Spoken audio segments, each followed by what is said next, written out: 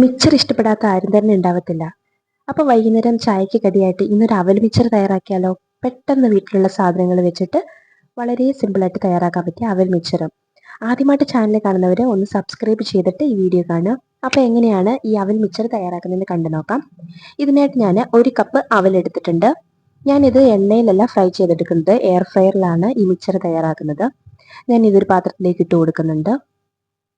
അതിനുശേഷം ഇതിലേക്ക് ഒരു 2 ടേബിൾ സ്പൂണോളം പൊട്ടുകടല ചേർത്ത് കൊടുക്കാം.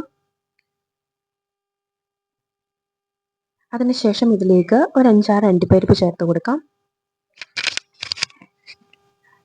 ഇനി ഇതിലേക്ക് ഒരു 5-6 ബദാം ചേർത്ത് കൊടുക്കാം. ഇത് ഓപ്ഷനിലാണ്, ഉണ്ടെങ്കിൽ ചേർത്താൽ മതി. ഇനി ഒരു 3 വെളുത്തുള്ളി നന്നായിട്ടൊന്ന് ചതച്ചത് അത് ചേർത്ത് കൊടുക്കാം.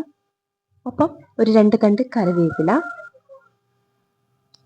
ഇനി ഇതിലേക്ക് പൊടികളാണ് ചേർത്ത് കൊടുക്കുന്നത്. ഒരു 1/2 സ്പൂണ് മഞ്ഞൾപ്പൊടിയും ഒരു 1/2 സ്പൂണ് മുളക് പൊടിയും ചേർത്ത് കൊടുക്കാം. ഒപ്പം കുറച്ച് കായപ്പൊടിയും കൂടി ചേർത്ത് കൊടുക്കാം.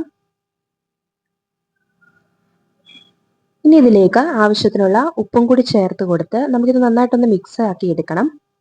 അതിനു മുമ്പ് ഇതിലേക്ക് ഞാനൊരു 2 ടേബിൾ സ്പൂണോളം ഓയിൽ ചേർത്ത് കൊടുക്കുന്നുണ്ട്. ഇതും കൂടി ചേർത്ത് നമുക്ക് നന്നായിട്ടൊന്ന് മിക്സ് ആക്കി എടുക്കാം. നന്നായിട്ട് എല്ലായിടത്തും ആ പൊടികൾ എത്തുന്ന പാകത്തിന് നന്നായിട്ടൊന്ന് മിക്സ് ആക്കിയതിന് ശേഷം നമുക്കിനി ഇത് എയർ ഫ്രയറിലിട്ട് ഫ്രൈ ചെയ്തെടുക്കാം. അപ്പോൾ ഇതേ മെത്തേഡിൽ നിങ്ങൾക്ക് എണ്ണയിലും ഫ്രൈ ചെയ്തെടുക്കാവുന്നതാണ്. ഇത് ഏകദേശം ഒരു 10 മിനിറ്റ് നേരത്തേക്ക് ഞാൻ 160 ഡിഗ്രിയിൽ ഫ്രൈ ചെയ്തെടുത്തപ്പോൾ നമ്മുടെ അടിപൊളി ക്രിസ്പി അവൽ മിക്സർ ഇവിടെ റെഡി ആയിട്ടുണ്ട്. അപ്പോൾ സ്കൂൾ വിട്ട് വരുന്ന കുട്ടികൾക്കൊക്കെ ഈവനിങ് സ്നാക്സ് ആയിട്ട് കൊടുക്കാൻ പറ്റിയ ഒരു അടിപൊളി റെസിപ്പിയാണിത്. എല്ലാവരും തയ്യാറാക്കി നോക്കുക. ആദ്യമായിട്ട് എൻ്റെ വീഡിയോ കാണുന്നവരാണെങ്കിൽ ഒന്ന് സബ്സ്ക്രൈബ് ചെയ്തിട്ട് പോവുക. എന്നാലാണ് ഞാൻ ഇനി ഇടുന്ന വീഡിയോസൊക്കെ നിങ്ങൾക്ക് കിട്ടത്തുള്ളൂ. അപ്പോൾ ഇതിനു മുമ്പ് അപ്ലോഡ് ചെയ്ത വീഡിയോസൊക്കെ കാണാത്തവരുണ്ടെങ്കിൽ ഒന്ന് കയറി കണ്ടു നോക്കുക. മറ്റ് നല്ലൊരു അടിപൊളി റെസിപ്പിയുമായിട്ട് വരാം. അതുവരെയും ബൈ.